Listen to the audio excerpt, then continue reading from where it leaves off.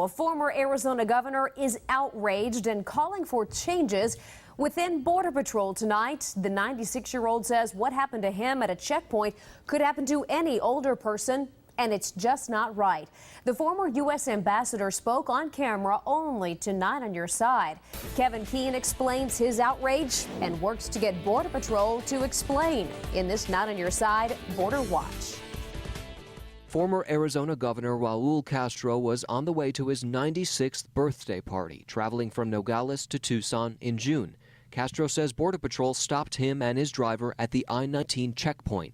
He says, and Border Patrol confirms, his vehicle triggered a radiation sensor and Castro was taken outside for questioning. Well, I wasn't quite feeling well because I had been to the doctor the day before. On that visit, doctors implanted a new pacemaker, which he says agents eventually identified as the cause of alarm. But before that point, it's extremely hot, absolutely. It's over 100. Family friend Ann Doan drove the governor that day. This is the former governor of Arizona. He's been an ambassador to 3 countries. And he probably has a higher clearance than any of you will ever have. Would you please let him sit in the air-conditioned car? It's too hot for him. And they said, no, we'll be done. We'll be done in a few minutes. They say the detention lasted at least 30 minutes. It made me really sad, and I was really frustrated. And what can I say? He's a friend of my dad's. I'm supposed to take care of my dad's friend. You know, I didn't do it. I couldn't do it. Helpless. Yep.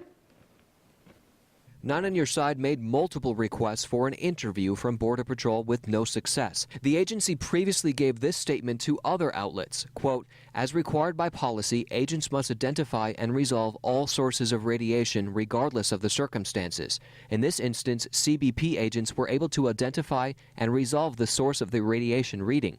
Governor Castro was delayed for 10 minutes. And the Border Patrol says it was probably a 10-minute detention. What do you say to that? It's impossible. Castro and Doan are calling for change, like letting the elderly wait in air conditioning and offering water. Did you consider filing a complaint? No, not at all, no. Do you think he should file a complaint?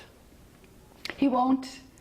He's a gentleman, a statesman, former governor. He knows that government has requirements and has to run things the way that they do. Now, Castro and Doan point out they do not have a problem with Border Patrol questioning people when something might not be right. They say it's how agents treat people when doing that which needs an overhaul.